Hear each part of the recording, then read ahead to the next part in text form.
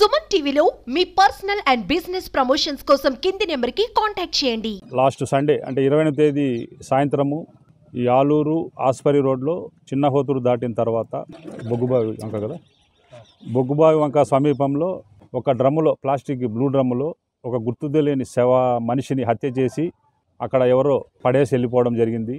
దానికి సంబంధించి ఆ చిన్న హోతూరు విఆర్ఓ గారు ఇచ్చిన కంప్లైంట్ మేరకు ఆ దినం రాత్రి మనము ఆస్పర్ పిఎస్లో కేసు నమోదు చేసి దర్యాప్తు ప్రారంభించడమైనది. దాంట్లో భాగంగానే వివిధ కోణాల్లో ఆ వ్యక్తి ఎవరు, చనిపోయిన వ్యక్తి ఎవరు, ఆ చంపిన వాళ్ళు ఎవరు అనే దీంతో మన జిల్లా ఎస్పీ గారి ఆదేశాల మేరకు దాంట్లో మనకి ఎలాంటి క్లూస్ లేనప్పటికీ మన ఆస్పర్ సి హనుమంతు గారు, అలాగే పత్తికొండ సిఐ గారు, ఆర్ఆర్వి ఎస్ఐ గారు, ఆలూరు ఎస్ఐ గారు, దేవనకొండ సిఐ గారు, ఇంకా డిఫరెంట్ టీమ్స్ మనం ఫామ్ చేసి వివిధ ప్రదేశాల్లో చనిపోయిన వ్యక్తి ఎవరు, అలాగే చంపిన వాళ్ళు ఎవరు అనే ఉద్దేశంతో మీకు తెలుసు ఆల్రెడీ ఆ చనిపోయిన వ్యక్తి వివరాల కోసం మనం పాంప్లెట్లు పేపర్లో కూడా ఇచ్చి ఆనవాళ్ళు తెలపమని పబ్లిసిటీ చేయడం జరుగుతోంది. దాంట్లో భాగంలో మాకు ఈరోజు ఉదయం మన ఆస్పరి ఎస్ఐ హనుమంత్ గారు, అలాగే ఆర్ఐఎస్ఐ గారు మన హులిబేడు గ్రామం బయట ఉన్న రోడ్డు పక్కనే ఉంటుంది పీర్సాబ్ హోటల్ దగ్గర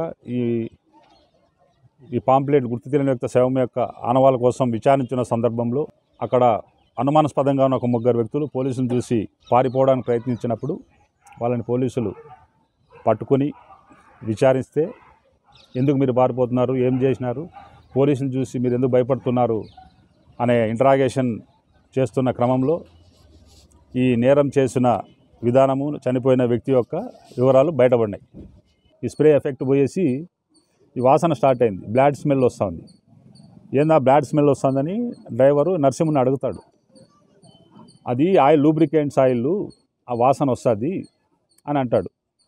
నువ్వేదో మోటార్లు అని చెప్పినావు, అట్లా ఇట్లా పోకుండా ఇట్లెందుకు తీసుకొస్తున్నావు అంటే ఇట్లే మనకు ఎమ్మిగనూరు దగ్గర వస్తుంది, బిలేకల్లు ఇటు రూట్లో వెళ్ళిపోద్దాం మనము ఎమ్మిగనూరుకి అనేసి చెప్తాడు. ఇంకా దాదాపు మనకు ఆ నుంచి చిన్న హోతూరు 8 కిలోమీటర్లు ఉంటుందా, 8 కిలోమీటర్లు కాబట్టి ఒక 3-4 కిలోమీటర్లు ఇంకా స్మెల్ ఎక్కువ వస్తుంది.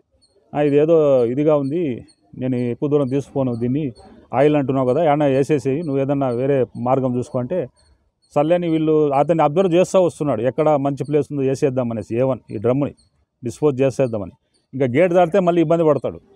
ఈ మీన్ టైంలో వేసేయాల, నీకు ఆడ పెద్ద హోతూరు వచ్చేస్తుంది, ఇటు దాటితే చిన్న హోతూరు టైంలో ఎత్తుకుంటా ఉంటే ఓకే. చిన్న హోతూరు దాటితేనే ఆ పైన బొగ్గుబావి వంకని కొంచెం కంప చెట్లు, ఇక్కడ మామూలుగా ఈ బహిర్భూమికి అట్లా పోయే కంప చెట్లు మీరు చూసే ఉంటారు సీను, కొంచెం హైడౌట్ ప్లేస్ ఉండదు.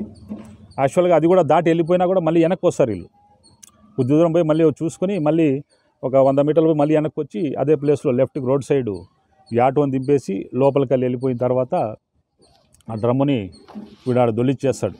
మన స్నేహితుడు ఎలా వాళ్ళు ఉంటారో మనం ఎలా ఉంటుందో అర్థమవుతుంది. కాబట్టి మన స్నేహం చేసేటప్పుడు వాడి ప్రవర్తన ఏంది, వాడి బ్యాక్గ్రౌండ్ ఏంది, వాడు ఎలాంటి వాడు చరిత్ర ఏంది. ఇప్పుడు దీంట్లో A1, A2 ఇద్దరు నేర చరిత్ర కలిగిన ముద్దాయిలే.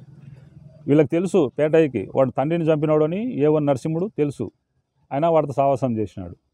వీడు హనుమంతి చరిత్ర అంత తెలియకపోయినా వీడి బ్యాక్గ్రౌండ్ ఈ నక్సలైట్గా తిరిగేసి దీని మీద ఏదో ఇన్కమ్ ట్యాక్స్ ఆఫీసులో ఒక 3-4 కేసులు ఉన్నాయి దాని మీద, ఎక్స్ప్లోజివ్ కేసులు, గుంతకల్లో జైలు కూడా రిమాండ్ కూడా చేసి చాలా శిక్ష కూడా అనుభవించి వచ్చినాడు హనుమంత్ అనేవాడు. అట్లా వాళ్ళతో సావాసం చేసినారు. వీళ్ళు డబ్బుల కోసము ఇతన్ని నమ్మించి ఈ మాదిగా ఈ మద్యం తాగించి సైనైడ్ కలిపి ఇతను హత్య చేసి ధనం కోసం హత్య చేసి ఈ డబ్బును కాజేసినారు. తర్వాత వీళ్ళని అరెస్ట్ చేసి 7 లక్షల రూపాయలు ఇంటాక్ట్గా రికవరీ చేసినాము.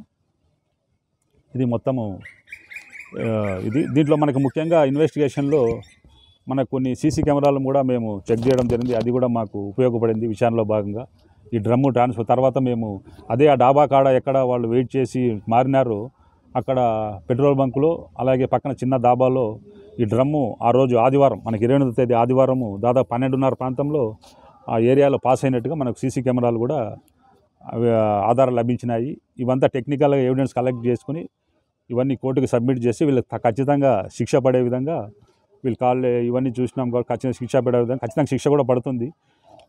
ఇప్పుడు ఆ బాడీలో ఉండే సైనైడ్ పార్టికల్, ఈ బాటలో ఉండే లిక్విడ్, మేము సీజ్ చేసిన సైనైడ్, ఈ సైనైడ్ కూడా వాళ్ళు ఆ రోజు వాడిన తర్వాత ఆ దీంట్లో ఆ షెడ్ ఉంటుంది కదా, ఆ షెడ్లో పెట్టిన్నారు, ఎవరు పంపనాచారి షెడ్లో.